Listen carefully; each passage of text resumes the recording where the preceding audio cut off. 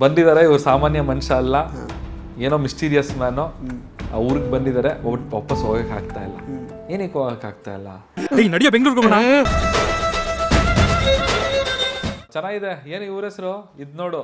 ಇದ್ ನೋಡ ಏನ್ ಕಾಣಿಸುತ್ತೆ? ಇದ್ ನೋಡಿದ್ರೆ 3 ದಿನ ಇದ್ ನೋಡಿ ಎಲ್ಲ ಕಾಣಿಸುತ್ತೆ. ವಿಜಯ್ ಆಗಿ ಆಕ್ಚುಲಿ ಟ್ರಾನ್ಸ್ಫಾರ್ಮ್ ಆಗಿರೋ ರೀತಿ ನೋಡುವಾಗ ಇಟ್ ಈಸ್ ವೆರಿ ನ್ಯಾಚುರಲ್, ಅಂದ್ರೆ ಕನ್ವಿನ್ಸಿಂಗ್. ಇಷ್ಟು ನಿಮಗೆ ಚಾಲೆಂಜಿಂಗ್ ಆಗಿತ್ತು ಒನ್ ಪಾಯಿಂಟ್ ಆಫ್ ಟೈಮ್ ಅಲ್ಲಿ. ಅಯ್ಯೋ ಯಾಕಾದ್ರೂ ಇದು ಕಾಲ ನಿಮ್ಮ ಕಾಲನ್ನ ಎಳೆದಿರುವಂತಹ ಕೆಲವೊಂದಷ್ಟು ಮೊಮೆಂಟ್ಸ್ನ ಹೇಳ್ಕೊಳ್ಳೋದಾದ್ರೆ, ವಯಸ್ಸಲ್ಲಿ ಚೆನ್ನಾಗೇ ಇದ್ದಂಥ ನಾವು ನಮ್ಮ ಫ್ಯಾಮಿಲಿ, ಅಪ್ಪ ಅಮ್ಮ ಎಲ್ಲ, ನಮ್ಮ ಸ್ವಂತ ಮನೆ, ಅಂಗಡಿ, ನಮ್ಮ ಬಿಸ್ನೆಸ್ ಎಲ್ಲ ಇದ್ದಂಥ ಟೈಮ್ ಸಡನ್ ಆಗಿ ಒಂದು ದಿವಸ ನೋಡಿದ್ರೆ ನಮ್ಮಪ್ಪನ ಕರಿಯರ್ ಅಲ್ಲಿ ಡೌನ್ಫಾಲ್ ಆಗುತ್ತೆ. ಸಡನ್ ಆಗಿ ವಿ ವಿಲ್ ಲೂಸ್ ಎವ್ರಿಥಿಂಗ್. ಅಲ್ಲಿಂದ ಮತ್ತೆ ಸ್ಟ್ರಗಲ್ ಮಾಡಿಕೊಂಡು ಇವತ್ತು ಮತ್ತೆ ನಾನು ಈ ಜಾಗದಲ್ಲಿ ಬಂದು ನಿಂತ್ಕೊಂಡು ಎಲ್ಲ ರೀಗೇನ್ ಮಾಡ್ತಾ ಇದ್ದೀನಿ. ಅದು ಸೊ ಇಟ್ಸ್ ಲೈಕ್ ಕಳ್ಕೊಂಡಿದ್ದನ್ನ ಮತ್ತೆ ಪಡ್ಕೊಳ್ಳೋದು ಅಂತ ಹೇಳಿದ್ರೆ, ಲವ್ ಅನ್ನೋ ವಿಷಯ ಬಂದಾಗ ಫೇಲ್ಯೂರ್ ಆಗಿದೆ ನಿಮ್ಮ ಲೈಫ್. ಅದನ್ನ ಯಾವ ರೀತಿ ಲೈಕ್ ಅಂದ್ರೆ ಪಡ್ಕೊಳ್ಬೇಕು ಚೆನ್ನಾಗಿ? ಅದರಿಂದ ಲಾಸ್ಟ್ ಎಕ್ಸ್ಪೀರಿಯನ್ಸ್, ಅದೇ ಒಳ್ಳೆ ಎಕ್ಸ್ಪೀರಿಯನ್ಸ್, ಲೈಕ್ ಅದರಿಂದ ಕಲ್ತಿರೋಂಥದ್ದೇ ಜಾಸ್ತಿ. ನೆಕ್ಸ್ಟ್ ನಾನು ರಿಲೇಶನ್ಶಿಪ್ ನಾನು ಮಾಡಬೇಕಾದಾಗ, not like you want to stay single. No I don't stay single. ನಮಸ್ಕಾರ ಸ್ನೇಹಿತರೆ, ವಿಶ್ವವಾಣಿ ಟಿವಿ ಸ್ಪೆಷಲ್ನ ಈ ಒಂದು ವಿಶೇಷ ಸಿನಿಮಾ ಸೆಗ್ಮೆಂಟಿಗೆ ಸ್ವಾಗತ. ನಾನು ಸುಜಯ್ ರಾಜ್. ಸ್ನೇಹಿತರೆ, ಏಪ್ರಿಲ್ 17ನೇ ತಾರೀಕು ನಿರ್ದೇಶಕ ಸುಜಯ್ ಶಾಸ್ತ್ರಿ ನಿರ್ದೇಶನದ ಚಂದನ್ ಶೆಟ್ಟಿ ಮತ್ತು ಅರ್ಚನಾ ಕೊಟ್ಟಿಗೆ ಆ್ಯಕ್ಟ್ ಮಾಡಿರುವಂತಹ ಎಲ್ಲರ ಕಾಲೆಳೆಯುತ್ತೆ ಕಾಲ ಅನ್ನುವಂತಹ ಸಿನಿಮಾ ಬಿಡುಗಡೆ ಆಗ್ತಾ ಇದೆ. ಸದ್ಯಕ್ಕೆ ಈ ಒಂದು ಸಿನಿಮಾ ಬಗ್ಗೆ ಮಾತಾಡಲಿಕ್ಕೆ ನಮ್ಮ ಜೊತೆಗೆ ನಟ ಹಾಗೆಯೇ ರ್ಯಾಪ್ ಸ್ಟಾರ್ ಚಂದನ್ ಶೆಟ್ಟಿ ಅವರಿದ್ದಾರೆ. ಮಾತಾಡಿಸ್ತಾ ಹೋಗೋಣ ಬನ್ನಿ. 95 ಟೈಮಿಗೆ ಕರ್ಕೊಂಡು ಹೋಗ್ತಾ ಇದ್ದೀರಾ, ಟ್ರೈಲರ್ ನೋಡಿದ್ವಿ. ಸೊ ಬೆಂಗಳೂರಿಗೆ ಹೋಗೋದಕ್ಕೆ ಆಗ್ತಾ ಇಲ್ಲ ವಾಪಸ್, ಯಾಕೆ ಅಂತ ಗೊತ್ತಿಲ್ಲ. ಅದ್ರ ಜೊತೆಗೆ ಸಾಕಷ್ಟು ಜನ ನಿಮ್ಮನ್ನು ಕಾಲೆಳೆಯೋರು ಊರಲ್ಲಿ ಇರ್ತಾರೆ ಅಂತ ಅನ್ನಿಸ್ತಾ ಇದೆ. ಸೊ ಏನು ಹೇಳಕ್ಕೆ ಹೊರಟಿದ್ದಾರೆ ಎಕ್ಸಾಕ್ಟ್ಲಿ ಎಲ್ಲರ ಕಾಲೆಳೆಯುತ್ತೆ ಕಾಲ ಸಿನಿಮಾದ ಮೂಲಕ? ಏನು ಹೇಳಕ್ಕೆ ಹೊರಟಿದ್ದೀವಿ ಅಂತ ಇವಾಗಂತೂ ರಿವೀಲ್ ಮಾಡೋಕ್ಕೆ ಸಾಧ್ಯನೇ ಇಲ್ಲ. ನೀವು ಟ್ರೈಲರಲ್ಲಿ ಏನು ನೋಡಿದ್ದೀರಾ, ಅದರಲ್ಲಿ ನಿಮ್ಗೇನೊಂದು ಎಕ್ಸೈಟ್ಮೆಂಟ್ ಹುಟ್ಟಿದೆ ಅಂದರೆ, ಏನೋ ಒಂದು ಕಾಮಿಡಿ ಇತ್ತು, ಆಮೇಲೆ ಸಡನ್ ಶಿಫ್ಟ್ ಆಯಿತು ಅಂತಂದರೆ ನಾನು ವಿಗ್ರಹಗಳನ್ನ ಅಂತ ಹೇಳ್ತೀನಿ. ಹೌದು. ಆಮೇಲೆ ಆ ವಿಗ್ರಹಗಳನ್ನೆಲ್ಲ ವಿಗ್ರಹಗಳನ್ನ ಅಲ್ಲಿಗೆ ವಿಗ್ರಹಗಳನ್ನೆಲ್ಲ ನೋಡ್ತೀನಿ, ಜನ ಅಟ್ಟಿಸ್ಕೊಂಡ್ಬರ್ತಾರೆ, ಏನೋ ಟಾರ್ಚ್ ಲೈಟಲ್ಲಿ ಏನೋ ಹುಡುಕ್ತಾ ಇದ್ದೀನಿ. ಸೊ ಇಷ್ಟೆಲ್ಲ ನೋಡಿದ್ರೆ ನಿಮಗೆ ಏನು ಅನ್ಸುತ್ತೆ? ನಿಮಗೆ ಏನೋ ಅಂದರೆ ತುಂಬ ಮಿಸ್ಟೀರಿಯಸ್ ಮ್ಯಾನ್ ಇವರು. ನಾರ್ಮಲ್ ತೋರಿಸಿರೋ ಥರ ಸಿಂಪಲ್ ಸಾದಾ ಸೀದಾ ಪರ್ಸನ್ ಅಂತೂ ಅಲ್ಲ. ಬೇರೆ ಏನೋ ಉದ್ದೇಶ ಇಟ್ಕೊಂಡು ಇವ್ರಿಗೆ ಬಂದಿರೋದು. ಬಟ್ ವಾಪಸ್ ಬೆಂಗಳೂರಿಗೆ ಹೋಗೋಕೆ ಆಗ್ತಾ ಇಲ್ಲ ಯಾವುದೋ ಒಂದು ಕಾರಣಕ್ಕೆ. ಇಷ್ಟ ಅನ್ನಿಸ್ತು. ಅಷ್ಟರಲ್ಲೇ ನೋಡಿ ಎಷ್ಟು ಚೆನ್ನಾಗಿ ನಿಮಗೆ ಗೊತ್ತಾಗೋಯ್ತು. ಬಂದಿದ್ದಾರೆ ಇವ್ರು ಸಾಮಾನ್ಯ ಮನುಷ್ಯ ಅಲ್ಲ, ಏನೋ ಮಿಸ್ಟೀರಿಯಸ್ ಮ್ಯಾನು. ಆ ಊರಿಗೆ ಬಂದಿದ್ದಾರೆ, ವಾಪಸ್ ಹೋಗಕ್ಕೆ ಆಗ್ತಾ ಇಲ್ಲ. ಏನಕ್ಕೆ ಹೋಗಕ್ಕೆ ಆಗ್ತಾ ಇಲ್ಲ? ಅದೇ ಒಂದು ನಮ್ಮ ಸಿನಿಮಾದ ಅತ್ಯಂತ ಸರಳ ಇಲ್ಲ, ವಾವ್ ಈ ಥರನೂ ಇದೆಯಾ, ಈ ಥರ ಇರುತ್ತಾ, ನಿಜವಾಗ್ಲೂ ಈ ಥರ ಇರುತ್ತಾ ಅಂತ ನೀವೇನಾದರೂ ಅಂದರೆ ಆ ಥರ ಇದೆ ಅನ್ನೋದಕ್ಕೆ ನಮ್ಮ ಹತ್ರ ಒಂದಷ್ಟು ಸಾಕ್ಷಿಗಳು ಕೂಡ ಇದೆ. ಓಕೆ, ಆಲ್ರೆಡಿ ಡೈರೆಕ್ಟರ್ ಶೇರ್ ಮಾಡಿರ್ಬೋದು ನಿಮ್ಮ ಹತ್ರ. ತೈಮಾರ ಘಾಟ್ ಅಂತ ಒಂದಿದೆ. ಆ ಜಾಗದಲ್ಲಿ ಟೈಮ್ ಉಲ್ಟಾ ಓಡುತ್ತೆ. ಅಲ್ಲಿ ಸಡನ್ ಆಗಿ 4:15 ಆಗಿರುತ್ತೆ ಅಂತ ಅನ್ಕೊಳ್ಳಿ, ಸಂಜೆ 4:15 ಆಗಿರುತ್ತೆ ಅಂತ ಅನ್ಕೊಳ್ಳಿ, ಡೇಟೇ ಚೇಂಜ್ ಇವತ್ತು 21 ಅಂತ ಅನ್ಕೊಳ್ಳಿ, 20ನೇ ತಾರೀಕು ಆಗ್ಬಿಡುತ್ತೆ ಸಡನ್ ಆಗಿ. ಸೊ ಅಲ್ಲಿ ಇವತ್ತು 20, 21 ಆ ಊರಲ್ಲಿ ಇವತ್ತಿಗೂ ಜನಗಳಿಗೆ ಕನ್ಫ್ಯೂಷನ್. ಟೈಮು ಹಿಂದೆ ಮುಂದೆ ಹೋಗ್ತಾ ಇರುತ್ತೆ. ಅಲ್ಲಿ ಫೋನ್ಗಳಲ್ಲೂ ಎಲ್ಲರ ಫೋನಲ್ಲೂ ಟೈಮು ಡೇಟೇ ಚೇಂಜ್ ಆಗ್ಬಿಡುತ್ತೆ. ನೀವು ಬೇಕಾದ್ರೆ ಅದು ತೈಮಾರ ಘಾಟ್ ಅಂತ ಇದೆ. ತೈಮಾರ ಘಾಟ್ ಎಲ್ಲಿ ಸರ್, ಎಲ್ಲಿ ಬರುತ್ತೆ? ಇಂಡಿಯಾದಲ್ಲೇ ಇದೆ, ಇಂಡಿಯಾದಲ್ಲೇನೆ ಇದೆ. ಅದ್ರ ಬಗ್ಗೆ ಆರ್ಟಿಕಲ್ಸ್ ಎಲ್ಲ ಇದೆ, ನೀವು ಓದ್ಬೋದು. ಅದ್ರ ತರ ಮತ್ತೆ ಸಾಕಷ್ಟು ಭೂಮಿ ಮೇಲೆ ಒಂದಷ್ಟು ಪ್ರದೇಶಗಳಲ್ಲಿ ಗುರುತ್ವಾಕರ್ಷಣೆ ಕಮ್ಮಿ ಇದೆ. ಅದಕ್ಕೆ ಏನ್ ರೀಸನ್ ಅಂತ ಗೊತ್ತಿಲ್ಲ ನಿಮಗೆ. ಕೆಲವೊಂದ್ ಕಡೆ ನೀರು ಉಲ್ಟಾ ಹರಿಯುತ್ತೆ. ಇನ್ನೊಂದಿದೆ, ಹಿಲ್ಗೆ ಅಪ್ಸೈಡ್ ಗಾಡಿ ನೀವು ನ್ಯೂಟ್ರಲ್ ಹಾಕಿದ್ರೆ ಹತ್ಕೊಂಡು ಹೋಗುತ್ತೆ ಗಾಡಿ ನ್ಯೂಟ್ರಲ್ ಅಲ್ಲಿ. ಸೊ ಈ ರೀತಿಯಾದಂಥ ಒಂದು ಪ್ರದೇಶಗಳೂ ಇದೆ. ಸೊ ನಮ್ಮ ಸಿನಿಮಾದಲ್ಲೂ ಇದ್ ನೋಡು ಅಂತ ನಮ್ಮ ಊರು. ಹೌದು, ಇದ್ ನೋಡು. ಏನಕ್ಕೆ ಇದ್ ನೋಡು ಅಂತ? ಹೋಟೆಲ್ ಊರ್ ಬಾಗ್ಲು. ಸೊ ಈ ಇದ್ ನೋಡು ಊರು, ಈ ಊರ್ ಬಾಗ್ಲು ಹೋಟ್ಲು. ಸೊ ಈ ಊರಲ್ಲಿ ಇದ್ ನೋಡು. ನಾನು ಟ್ರೈಲರ್ ಅಲ್ಲಿ ಫಸ್ಟ್ ಟ್ರೈಲರ್ ಬಿಟ್ಟಾಗ ನಾವು ಚಿಕ್ಕದೊಂದು ಡೈಲಾಗ್, ಟೀಸರ್ ಬಿಟ್ಟಾಗ ಒಂದು ಡೈಲಾಗ್ ಇತ್ತು. ಹೋಟ್ಲು ಚೆನ್ನಾಗಿದೆ, ಏನು ಇವ್ರ ಹೆಸರು? ಇದ್ ನೋಡು. ಇದ್ ನೋಡ ಏನ್ ಕಾಣಿಸುತ್ತೆ? ಇದ್ ನೋಡಿದ್ರೆ 3 ದಿವಸ ಇದ್ ನೋಡಿ ಎಲ್ಲ ಕಾಣಿಸುತ್ತೆ. ಸೊ ಹಂಗೆ ಆ ಊರು, ಆ ಊರಲ್ಲಿರುವಂಥ ಜನಗಳು. ಸೊ ಅಲ್ಲಿ ನಾನು ಬರೋವಂಥದ್ದು ಅಲ್ಲಿ ಏನೋ ಅಂತ ಆಗುವಂಥದ್ದು. ಅಲ್ಲಿ ನಾನು ವಾಪಸ್ ಬೆಂಗಳೂರಿಗೆ ಹೋಗಬೇಕು, ನನಗೆ ಬೆಂಗಳೂರಿಗೆ ಹೋಗಿಲ್ಲ ಅಂತಂದರೆ ನನ್ನ ಪರಿಸ್ಥಿತಿ ಏನಾಗುತ್ತೆ ಗೊತ್ತಿಲ್ಲ, ನಾನು ವಾಪಸ್ ಬೆಂಗಳೂರಿಗೆ ಹೋಗ್ತೀನೋ ಇಲ್ವೋ. ಸೊ ನೀವು ಕಾಲನ ಸುಳಿಯಲ್ಲಿ ಏನಾದರೂ ಸಿಲುಕಿಕೊಂಡು ಬಿಡ್ತೀರಾ ಅಲ್ಲಿ ಹೇಗೆ ಅಂತ ಹಂಗೆ ಅನ್ನಿಸ್ತಾ ಇದೆ ನಂಗೆ ಇವಾಗ ಆ್ಯಕ್ಚುಲಿ. ಅಂದರೆ ಒಂದು ಟೈಮ್ ಟ್ರಾವೆಲ್ ಕಾನ್ಸೆಪ್ಟ್ ಕೂಡ ತಕ್ಕ ಮಟ್ಟಿಗೆ ಸ್ವಲ್ಪ ಇಂಟ್ರೊಡ್ಯೂಸ್ ಮಾಡಿದ್ದೀರಾ ಈ ಸಿನಿಮಾದಲ್ಲಿ. ಇಲ್ಲಿ ಟೈಮ್ ಟ್ರಾವೆಲ್ ಅಂತಲ್ಲ, ಒಟ್ಟಿನಲ್ಲಿ ರಿಲೇಟೆಡ್ ಇರ್ಬೋದು. ನೀವು ಒಳ್ಳೆ ಗೆಸ್ ಮಾಡಿದ್ದೀರಾ, ಅದು ಇರ್ಬೋದು, ಹೇಳೋಕ್ಕಾಗಲ್ಲ. ಸೊ ಅದು ಲಾಸ್ಟ್ ಕ್ಲೈಮ್ಯಾಕ್ಸ್ ನೋಡಾದ್ಮೇಲೆ ನೀವು ಈ ಕಥೆನ ಒಂದು ಅನಲೈಸ್ ಮಾಡ್ಬೋದು. ಓಕೆ ಇದರಲ್ಲಿ ಈ ಥರ ಇದೆ, ಸರಿ ಇದಕ್ಕೆ ಹಿಂಗಾಯ್ತು. ಓಕೆ, ಈಗ ಡೈರೆಕ್ಟ್ ಹತ್ರ ಮಾತಾಡುವಾಗ ಅವ್ರು ಹೇಳಿದಿಷ್ಟೇ, ಅಂದರೆ ಟೈಮ್ನ ಒಂದು ವ್ಯಾಲ್ಯೂನ ಈ ಸಿನಿಮಾ ಅರ್ಥ ಮಾಡಿಸುತ್ತೆ ಅನ್ನೋ ಥರ ಅವ್ರು ಹೇಳಿದ್ರು. ಆ್ಯಕ್ಚುಲಿ ಟೈಮ್ನ ಎಷ್ಟು ಗೌರವಿಸಬೇಕು ಅಂತ ಅರ್ಥ ಮಾಡಿಸೋದಕ್ಕೇ ನಾನು 95ನೇ ಇಸ್ವಿಗೆ ಹೋದೆ ಅಂತೆಲ್ಲ ಹೇಳಿದ್ರು ಆ್ಯಕ್ಚುಲಿ. ಈಗ ನಿಮ್ಮ ಪ್ರಕಾರ ಈಗ ಕಾಲ ಎಳೆಯುತ್ತೆ ಅಥವಾ ಏನೋ ನಮ್ಮ ಲೈಫಲ್ಲಿ ಕೆಲವೊಂದಷ್ಟು ಅಪ್ಸ್ ಆ್ಯಂಡ್ ಡೌನ್ಸ್ ಆಗ್ತಾ ಇರುತ್ತೆ, ಇದೆಲ್ಲ ಜಸ್ಟ್ ಒಂದು ಪರ್ಸ್ಪೆಕ್ಟಿವ್ ಅಷ್ಟೇ. ನಾವು ಇದನ್ನು ಹೆಂಗೆ ನೋಡ್ತೀವೋ ಅದ್ರ ಮೇಲೆ ಡಿಪೆಂಡ್ ಆಗುತ್ತೆ ಆ್ಯಕ್ಚುಲಿ. ನೀವು ಹೆಂಗೆ ನಿಮ್ಮ ಒಂದು ಕರಿಯರ್ನ ನೀವು ಡಿಫೈನ್ ಮಾಡ್ತೀರಾ, ಅಂದರೆ ವಿತ್ ಕೋರಿಲೇಷನ್ ಟು ಟೈಮ್ ಅಂತ? ನಾನು ನನ್ನ ಚೈಲ್ಡ್ಹುಡ್ಡಿಂದನೂ ಸ್ಟಾರ್ಟ್ ಮಾಡೋದಾದರೆ, ನಾನಿದ್ದಂಥ ಊರು ಸಕಲೇಶ್ಪುರ, ಸ್ಮಾಲ್ ಟೌನ್. ಅಲ್ಲಿದ್ದಂಥ ಒಬ್ಬ ಹುಡುಗ ಆ ಎನ್ವಿರಾನ್ಮೆಂಟಲ್ಲಿ ಬೆಳೆದಂಥವನು ಒಂದು ಕಾಲಘಟ್ಟದಲ್ಲಿ ಬೆಂಗಳೂರಿಗೆ ಬರ್ತಾನೆ. ಬಂದಾಗ ಏನೂ ಇರೋದಿಲ್ಲ, ಅವನು ನಾರ್ಮಲ್ ಹುಡುಗನಾಗಿ ಬರ್ತಾನೆ. ಸೊ ಅಲ್ಲಿ ಬಂದು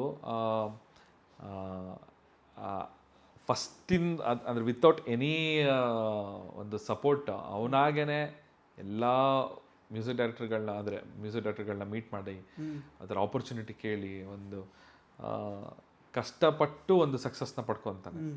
ಅದಾದಮೇಲೆ ನೀವು ನೋಡಿದ್ರೆ ನಾನು ಸಕ್ಸಸ್ ಆಗೋವರೆಗೂ ನನ್ನ ಸ್ಟ್ರಗಲ್ ಏನು ಅಂತ ಯಾರಿಗೂ ಗೊತ್ತಿಲ್ಲ. ನನ್ನ ಸಕ್ಸಸ್ ಸಿಕ್ಕಾದ್ಮೇಲೆ ನನ್ನ ಲೈಫಲ್ಲಿ ಏನೇನು ಆಗಿದೆ ಸಾಕಷ್ಟು ಜನ ಎಲ್ಲರೂ ನೋಡಿದ್ದಾರೆ. ಸೊ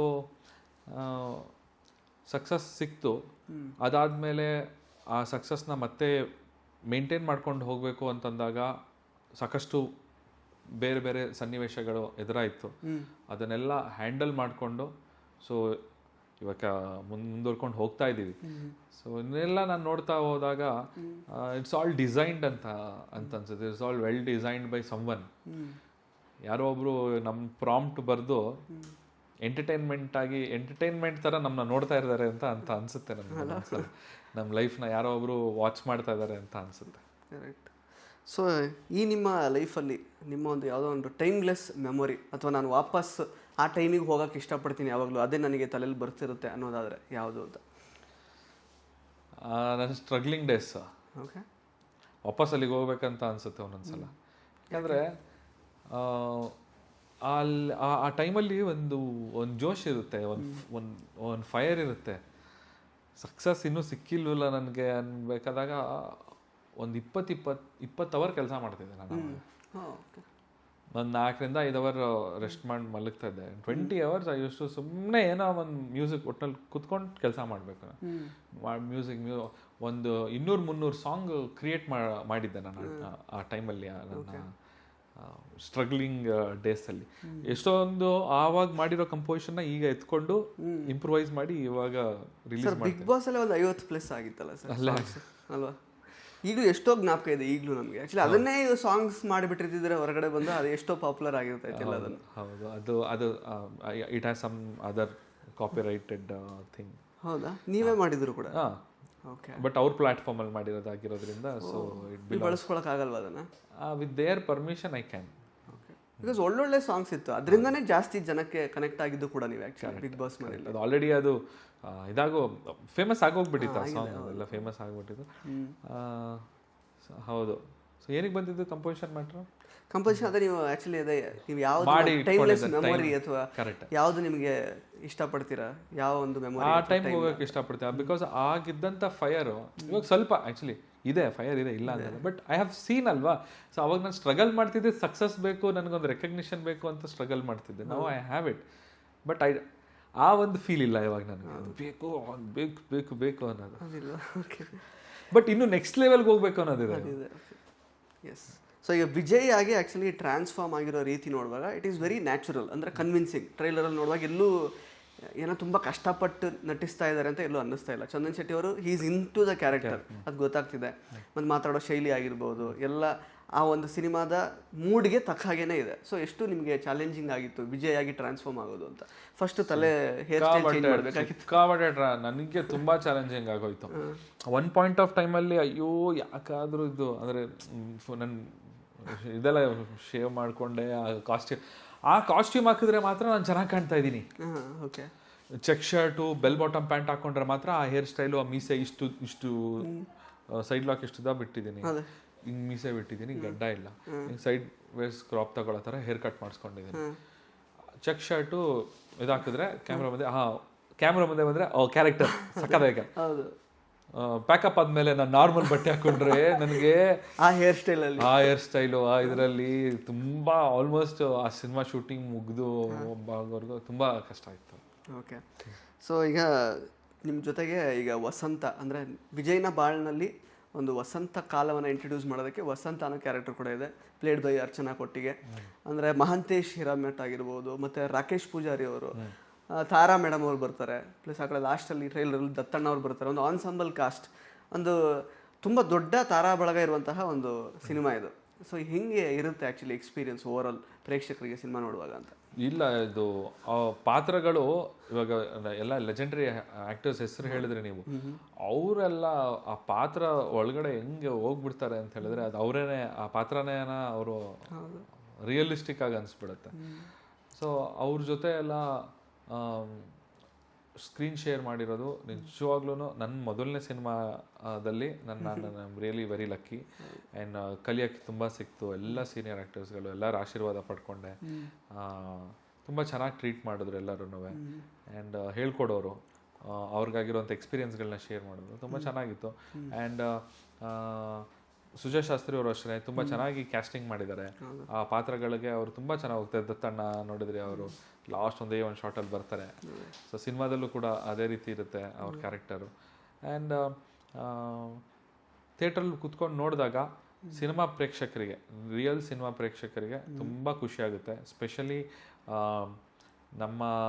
ನಮ್ಮ ಏಜ್ ಅವರು, ನಾವು ನೋಡಿ ಆ ಥರ ಸಿನಿಮಾನು ನಾವು ನೋಡಿದ್ದೀವಿ. ಅಂದರೆ 1980s ಅನಂತ್ನಾಗ್ ಸರ್ದು, ಅಂಬರೀಷ್ ಸರ್ದು ಆ ಸಿನಿಮಾಗಳನ್ನೆಲ್ಲ ನಾವೆಲ್ಲ ಟಿ ವಿಲಿ ನೋಡ್ಕೊಂಡು ಬರ್ತಾ ಇದ್ವಿ. ಈಗಿನ ಕಾಲದ ಸಿನಿಮಾನು ನಾವು ನೋಡ್ತೀವಿ. ಸೊ ನಾವು we are in the between, ನಾವು ಆ ಎರಾನು ನೋಡಿದೀವಿ, ಇವಾಗಿನ ಎರಾನು ನೋಡಿದೀವಿ. ಸೊ ನಮ್ಮ ಮೊಬೈಲ್ ಇಲ್ಲದೆ ಇರೋ ದಿನನೂ ನೋಡಿದೀವಿ, ಎಲ್ಲ ಫುಲ್ ಗ್ಯಾಡ್ಜೆಟ್ಸ್ ಎಲ್ಲ ಫುಲ್ ನೋಡಿದ್ವಿ. ಎ ಯುಗದನ್ನು ನೋಡ್ತಾ ಇದೀವಿ ನಾವು. ಶೂಟಿಂಗ್ ಮಾಡೋದೇ ಬೇಡ, ರಿಯಲಿಸ್ಟಿಕ್ ಆಗಿ ಅದೇ ಬಂದ್ಬಿಡ್ತದೆ. ಫೋಟೋ ಹಾಕಿದ್ರೆ ಸಾಕು, ವಿಡಿಯೋ ಆಗಿಬಿಡುತ್ತೆ. ಸೊ ಹಾಗಾಗಿ ನಮ್ಮ ಏಜ್ ಗ್ರೂಪ್ ಅವ್ರಿಗಂತೂ ತುಂಬ ಇಷ್ಟ ಆಗುತ್ತೆ. ಯಾಕಂದ್ರೆ ನಾವು ತುಂಬ ಎಂಜಾಯ್ ಮಾಡ್ತೀವಿ. ಚಿಕ್ಕ ವಯಸ್ಸಲ್ಲಿ ಟಿ ವಿಲಿ Ambareesh sir cinema, Anantnag sir cinema, Rajkumar sir cinema ನೋಡಿದಾಗ ತುಂಬ ಎಂಜಾಯ್ ಮಾಡ್ತಿದ್ವಿ ನಾವು. ಅಲ್ಲ, ಆ ಥರದ್ದು ಕೆಲವು ನಾಸ್ಟಾಲಜಿಕ್ ವ್ಯಾಲ್ಯೂಸ್ ಇದೆ ಈ ಟ್ರೈಲರಲ್ಲಿ ನೋಡುವಾಗ.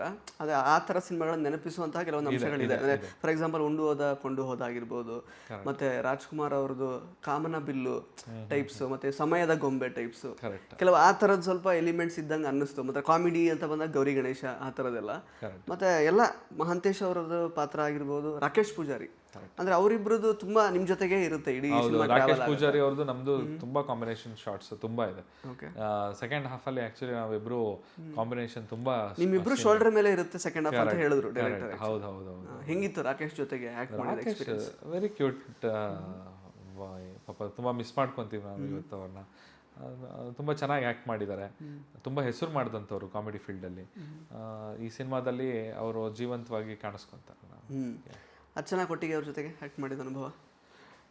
ಅವರು ಅಷ್ಟೇ, ಅರ್ಚನಾ ಕೊಟ್ಟಿಗೆ ಅವರು she is a very good actress. And ಅವರು ತುಂಬ ಗ್ಲಾಮರಸ್ ಆಗಿರಬೇಕು ಅಂತ ಎಕ್ಸ್ಪೆಕ್ಟ್ ಮಾಡುವಂಥ ನಟಿ ಅಲ್ಲ. ಅವರು ಆ್ಯಕ್ಟಿಂಗ್ ಮಾಡಬೇಕು ಅಂತ ಮನಸ್ಸಲ್ಲಿ ಇಟ್ಕೊಂಡು ಕ್ಯಾರೆಕ್ಟರ್ ಥರ ಕಾಣಿಸ್ಬೇಕು ಅಂದ್ಕೊಂಡಿರೋರು. So she is a very good actress. Correct. ಈಗ ಎಲ್ಲರ ಕಾಲ ಎಳೀತ ಕಾಲ ಅಂದ ತಕ್ಷಣ ನಮಗೆ ಉಪ್ಪಿ ಸರ್ ಅವ್ರದ್ದು ಉಪ್ಪಿಟ್ಟು ಸಿನಿಮಾದಲ್ಲಿ ಒಂದು ಸಾಂಗೇ ಇದೆ ಆ್ಯಕ್ಚುಲಿ. ಕರೆಕ್ಟ್. ಸೊ ಅದು ಎಷ್ಟರ ಮಟ್ಟಿಗೆ ಸದ್ದು ಮಾಡಿತ್ತು ಗೊತ್ತಿದೆ ನಿಮಗೆ. ಕರೆಕ್ಟ್. ಸೊ ಅಂದರೆ ಅದರಿಂದ ಏನಾದರೂ ಲೈಕ್ ಇನ್ಸ್ಪೈರ್ ಆಗಿದ್ದ ಈ ಟೈಟಲ್ ಇಡೋದು? ಇಲ್ಲ, ಟೈಟಲ್ ಕಾಲದ ಬಗ್ಗೆ ಟೈಟಲ್ ಇಡಬೇಕು ಅಂತ ಸಾಕಷ್ಟು ಡಿಸ್ಕಷನ್ ಮಾಡಿ ಸುಮಾರು 1 ತಿಂಗಳಾದರೂ ಟೈಟಲ್ ಸಿಕ್ಕಿಲ್ಲ ನಮಗೆ. ಸೊ ಸುಜಯ್ ಅವರು ಮತ್ತು ರಾಜ್ಗುರು ಅವರು ಸುಮ್ಮನೆ ಎಲ್ಲೋ ಟೀ ಕುಟ್ಕೊಂಡು ಹೋದಾಗ ಎಲ್ಲೋ ನಿಂತಾಗ ಅಲ್ಲಿ ಯಾರ್ದೋ ಒಬ್ಬರು ಫೋನಲ್ಲಿ ರಿಂಗ್ ಟೋನ್ ಬರುತ್ತಂತೆ, ಎಲ್ಲರ ಕಾಲೆಳೆತ್ತೆ ಕಾಲ ಅಂತ ಒಂದು ಸಾಂಗ್ ಇತ್ತಲ್ಲ ಅದು. ಫೋನ್ ಉಪ್ಪಿಟ್ಟೋದು ಆ ರಿಂಗ್ ಟೋನ್ ಬಂತಂತೆ.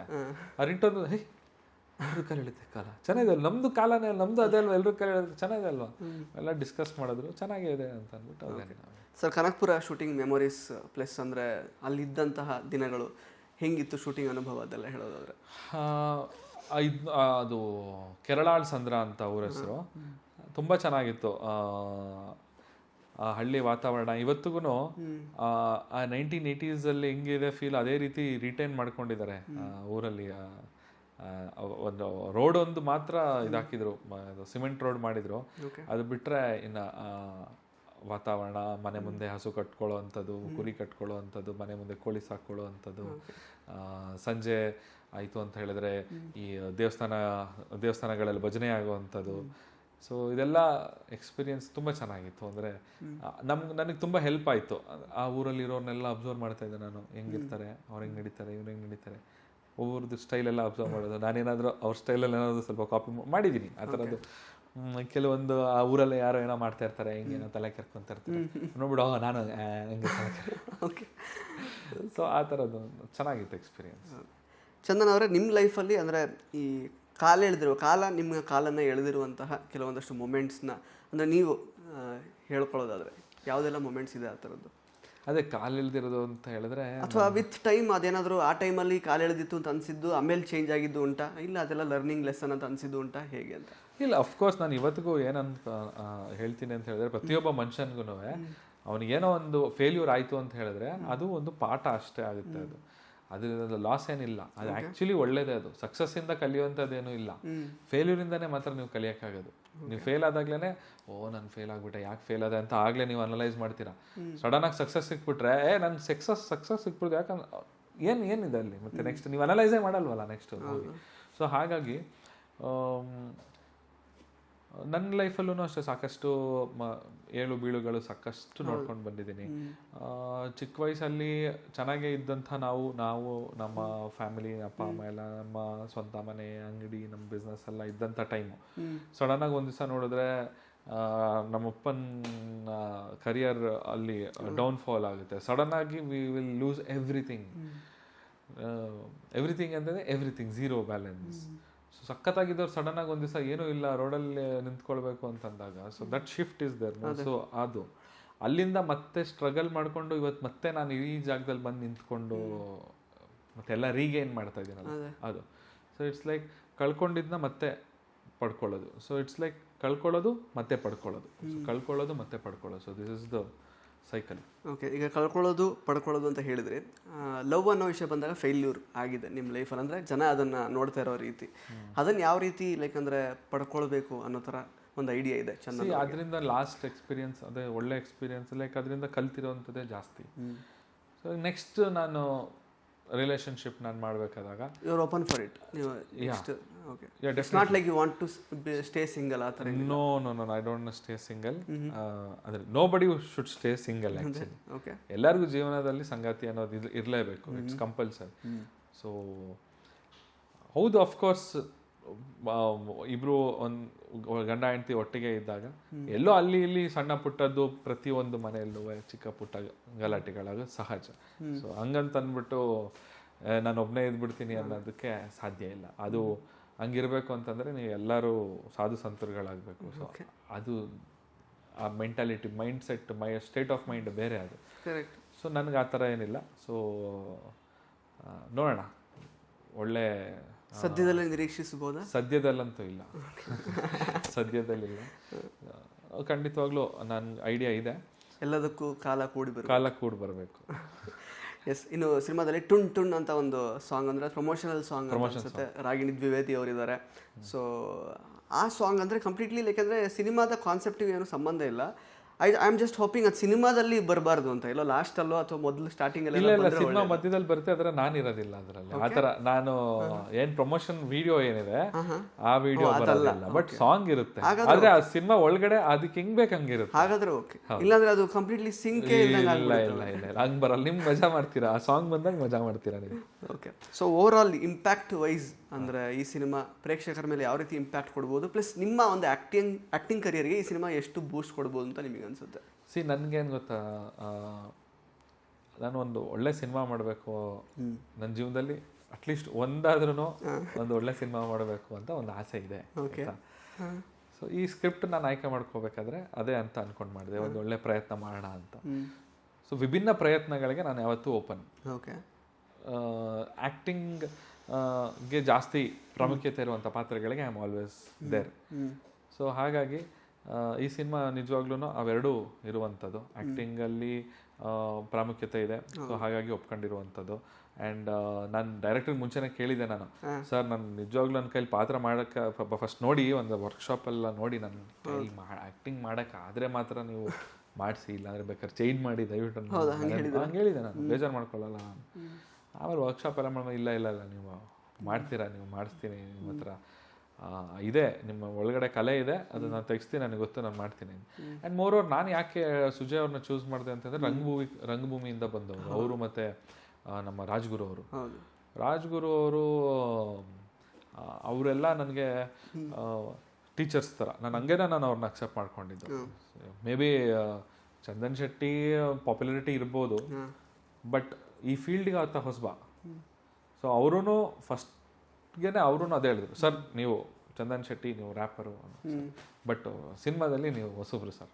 ಖಂಡಿತ ಸರ್, ನಾನು ಹೊಸಬನೇ, ನನಗೆ ಗೊತ್ತಿಲ್ಲ, it is a new field. Just ಹೆಸರಿದೆ ಅನ್ನೋ ಒಂದು ಕಾರಣಕ್ಕೋಸ್ಕರ ಸಿನಿಮಾ ನಾನು ಏನೇ ಮಾಡಿದ್ರು ಜನ ಬಂದು ನೋಡ್ತಾರೆ ಅನ್ನೋದು ತಪ್ಪು, ಸುಳ್ಳು. ಅದು ಯಾರೇ ಆಗಲಿ ಆ್ಯಕ್ಟರ್ಸ್, ಸಿನಿಮಾ ಚೆನ್ನಾಗಿದ್ರೆ ಮಾತ್ರ ಸಿನಿಮಾ ಚೆನ್ನಾಗದು. ಎಷ್ಟೇ ದೊಡ್ಡ ಆ್ಯಕ್ಟರ್ ಆಗಿರಲಿ, ಎಷ್ಟೇ ಸಣ್ಣ ಆ್ಯಕ್ಟರ್ ಆದರೂ ಎಷ್ಟೇ ಸಣ್ಣ ಆ್ಯಕ್ಟರ್ ಆಗಿರಲಿ, ಎಷ್ಟೇ ದೊಡ್ಡ ಆ್ಯಕ್ಟರ್, ಸಿನಿಮಾ ಚೆನ್ನಾಗಿದ್ರೆ ಮಾತ್ರ ಸಿನಿಮಾ ಓಡುತ್ತೆ. ಯಾವ ಹೆಸರು ದೊಡ್ಡ ಹೆಸರು ಮಾಡಿರೋದ್ರಿಂದ ಸಿನಿಮಾ ಓಡಲ್ಲ. ನಾನು I agreed with zero egos, no egos. ನಾನು ಆ್ಯಕ್ಟಿಂಗ್ ಫೀಲ್ಡಿಗೆ ಹೊಸಬ ಖಂಡಿತ. ಅವ್ರು ಹಂಗೆ ಹೊಸಬನ್ ಥರನೇ ಟ್ರೀಟ್ ಮಾಡಿದರೆ ನಾನು ಹಂಗೆ ಟ್ರೀಟ್ ಮಾಡಿಸ್ಕೊಂಡಿದ್ದೀನಿ. ನಾನು ಯಾವುದೇ ಕಾರಣಕ್ಕೂ ಏನೂ ಡಿಮ್ಯಾಂಡ್ ಮಾಡಿಲ್ಲ. ಓಕೆ.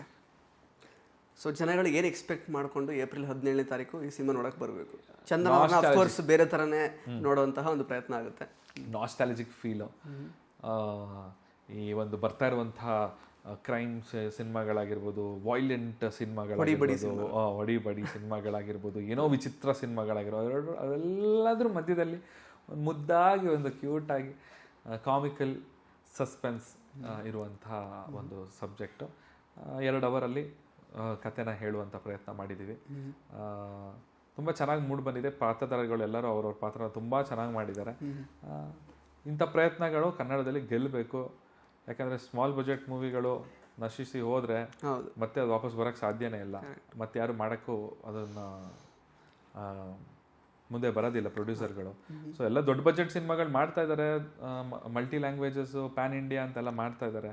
ಸೊ ಅದು ಒಳ್ಳೆಯದೇ.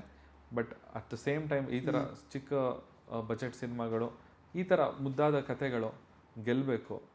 ಇದು ಗೆಲ್ತು ಅಂತ ಹೇಳಿದ್ರೆ ಮತ್ತೆ ಸಿನಿಮಾ ಮಾಡುವಂಥ ಧೈರ್ಯ ಬರುತ್ತೆ ಎಲ್ಲರಿಗೂ. ಕೊನೆಯದಾಗಿ ಫಸ್ಟ್ ಶೋಗೆ ಕ್ರಿಸ್ ಗೇಲ್ ಏನಾದರೂ ಬರ್ತಾರಾ? ಶೋ ನೋಡೋಕ್ಕೆ ಏನಾದರೂ ಚಾನ್ಸಸ್ ಇದೆಯಾ? ಚಾನ್ಸಸ್ ತುಂಬ ಕಮ್ಮಿ ಇದೆ. ಅವ್ರನ್ನ ನಾನು ಆ ಶೂಟಿಂಗಲ್ಲೇ ಇಟ್ಕೊಂಡ್ಬರೋತ್ತಿಗೆ 1.5 ವರ್ಷ ನಾನು ಪ್ರಯತ್ನ ಪಟ್ಟು ಅವ್ರ ಡೇಟ್ ಇಟ್ಕೊಳ್ಳೋಕೆ ಆಲ್ಮೋಸ್ಟ್ 1.5 years ವೇಟ್ ಮಾಡಿದ್ದೆ.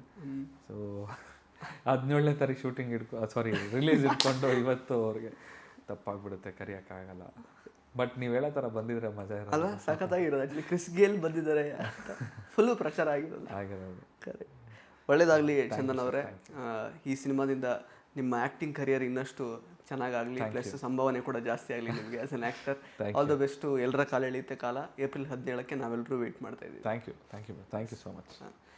ಸೊ ಸ್ನೇಹಿತರೆ, ಇದಾಗಿತ್ತು ನಟ ಚಂದನ್ ಶೆಟ್ಟಿ ಅವರ ಮಾತುಗಳು.